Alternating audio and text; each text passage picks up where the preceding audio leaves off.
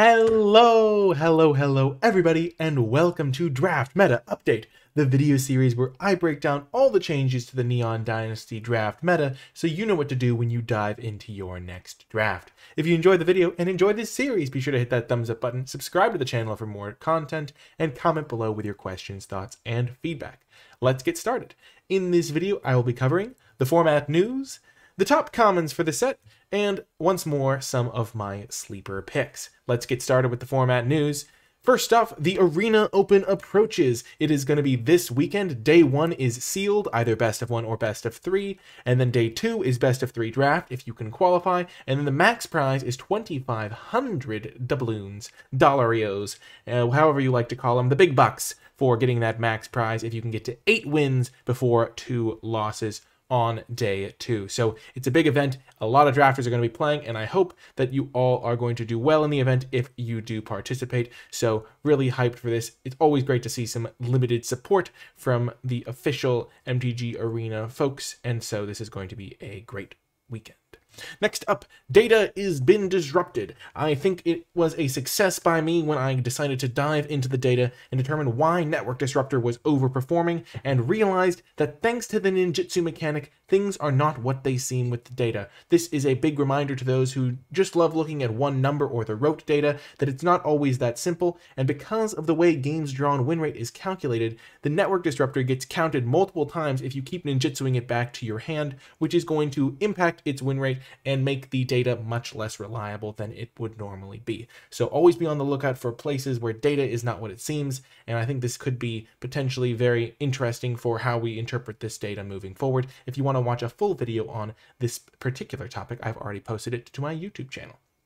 Next up, the saga continues this Sunday. Team Resources is battling against Team Lords in the ultimate team draft supremacy. Which limited podcast is the greatest? It's Lord Tupperware, Mr. Metronome, and Quarter Calls, who we just had on as a guest on this channel, by the way, versus LSV, Marshall Sutcliffe, and BK, Andrew Beckstrom. So it's an epic battle. The limited resources team has been winning quite a few of these in a row now, but they've been hard fought, and I know that the Lords are anxious to get another W on the board, so it's going to be really fun to watch. And if you are around this Sunday, 2/27, then that is a great limited event to tune into as well. And yeah, moving on to the top commons, a great little bit of strategical insight now that the format is a bit more developed. Starting off with white, at number 1 is Spirited Companion, just great little 2-drop. It never really feels bad to cast or draw, and you're always happy to have as many as you can get. At number 2, the Intercessor's Arrest, just good removal for white, and you do need to be able to take care of some threats. And at number 3, Imperial Oath, really surging through the power rankings thanks to its strong performances pretty much whenever you draw it in the mid to late game, because that Scry 3 is really helpful at setting up your future turns, so you're going to have 2 or 3 strong turns after casting Imperial Oath, which is one of the reasons it is so powerful.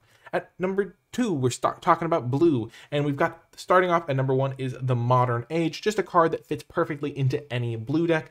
On the front side, you're going to get to loot a couple times, and then it flips into a 2/3 flyer. Now, if you are a more aggressive deck and less mid-rangey to controlling, the Modern Age is going to move down a little bit for you, but it is still just a good blue card in any deck. At number 2 is the Moon Circuit Hacker, a great ninja to start snowballing your advantages if you can ninjutsu it, but also just a rock-solid 2-drop if you can't. And again, if you are more aggressive, maybe you will bump that up into your power rankings. And at number 3 is the Moon Snare Specialist, one of the scariest ninjas to come down on turn 3, or even on turn 4, casting it for its normal cost, is going to help your other ninjas punch through, and also is just a pretty powerful card if you can tempo your opponent out. The Network Disruptor is a great card in the ninjas deck, but as I mentioned in the data section, I think the card may be a little bit like overblown thanks to its strong performance with the numbers, making people think it's better than it is. The card is still good in your blue decks, but I don't think it cracks into the top 3 at this point. Moving on to black, at number 1 is Twisted Embrace. Now, Okiba Reckoner rate has been making a massive surge and racing towards the number 1 spot, but I still think you want to be taking those Twisted Embraces a little bit higher just because removal is so important in limited. You need to be able to deal with your opponent's threats, and Twisted Embrace is basically the best way to do that in the entire format. At number 2, though, Okiba Reckoner rate, and I could see an argument for making it number 1. It's just a great card to play pretty much at any stage of the game, but especially on turn 1, flips into a 2/2 menace and just does so much damage to your opponent if you can land it early in the game. Then at number 3 is Virus Beetle, another kind of 2-drop value card in the spirit of Spirited Companion, which we saw in white. It's just a nice card, and it also works well with ninjas if you are going to be able to pick up this card, make them discard again, things of that nature. Fuels artifact synergies, and also just has some nice little synergies within black. For example, with the card You Are Already Dead, which kills a creature that's been dealt damage, and Virus Beetle does 1 damage to it. It's just a nice little synergy to have access to. So Virus Beetle just ties together a lot of decks, and it's a good 2-drop to play on turn 2. Moving on to red, we start off with Kami's Flare, which is just a solid removal spell. No surprise to see this near the top. At number 2 is Experimental Synthesizer, a card that has been described as the red Mole Drifter. So that is high praise for this card. It's not quite a Mole Drifter, but it kind of feels like one sometimes, delayed over the course of several turns. For those who don't know, Mole Drifter is a 5-mana 2/2 flyer that draws you 2 cards when it enters play, and is absolutely fantastic. And Synthesizer is getting you a ton of value while also fueling artifact synergies. At number 3, Voltage Surge, still solid removal, just taking a third role tertiary, just because the Synthesizer is getting a massive boost in the standings.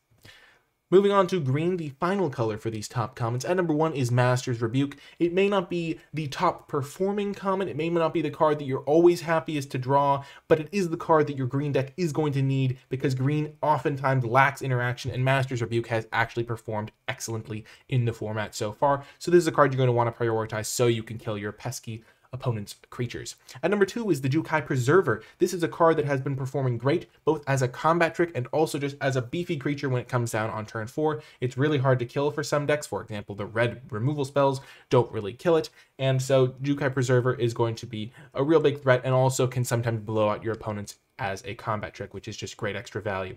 And then coming in at number 3 is the Fang of Shigeki. For 1 mana, you're not going to be getting a lot more than a 1/1 Death Touch. That is also an enchantment creature to fuel your synergies. It's also a card that can attack in and get ninjutsu'd back to your hand to fuel your ninja synergies. It's also a card that plays excellently with Master's Rebuke. It's also a card that is just going to hold the ground against whatever your opponent may turn and attack you with. Now, it is vulnerable to 1 toughness hate cards, but as a defensive option, you're not really going to be suiciding it into random like 1/1s your opponent has, and so it should still get the job done gumming up the ground. Moving on to some of my sleeper picks, at number 1 is the Searchlight Companion. This card was one that I hadn't really experimented with all that much, but after playing it myself, the card performed excellently, really just made some of the opponent's cards look embarrassingly bad. Whenever they played a 1 toughness creature, it was just like, well, thank you very much, and it just really gives you time to stall to the late game to get your extra late game synergies down, or it can be a good card to pick up with any ninjas that you have as you're generating that extra 1/1. It just really feels like it has a nice niche in the format, but I'm still seeing these late in the packs, and so give it a shot, and I don't think you'll regret it. And then my final sleeper pick is Season of Renewal. This card just feels like it's got a great home in the format. Whenever I top deck it in the mid game in my green decks, it feels excellent. You're just getting back 2 spells pretty much every single time, because there are so many enchantments in this set, especially ones that you're going to want to get back, like your channel creatures that you had to channel early, and then you can get them back and have nice late game threats, or things of that nature. You don't really want to be going overboard with this card in best of 1. I need a little bit of renewal myself after choking talking about this card. But the Season of Renewal really does perform well. As I was saying, you may not want it in your best of 1 decks in more than 1 copy, but if you're playing best of 3 or your sideboarding games, having access to multiple Seasons of Renewal can do great work. So that is going to do it for this video. I'm glad that I survived until the very end. Remember to hit that thumbs up button, like the video if you did enjoy it, comment with your questions, and subscribe for more draft content. If you didn't make it all the way to the end of the video, leave a hashtag the pinnacle, because we showed you all of the top comments, and this weekend is going to be the pinnacle of limited competition with the Arena Open and the Limited Resources versus Lords of Limited Showdown. So hashtag the pinnacle to let me know you made it all the way to the end of the video. You could also leave hashtag glad you survived to let me know that you made it to the end and are glad that I also made it to the end of the video. If you'd like to support my content, you can check out the Patreon, patreon.com/NicolaiBolas. It is thanks to the patrons that I'm able to make as many videos as I do. So if you've been enjoying them, if you've been finding them helpful, check out the Patreon. It's a really great way to support my content and gain access to cool rewards in the process. Anyway, that is going to do it for this one. I hope you enjoyed it, and I will talk to you next time.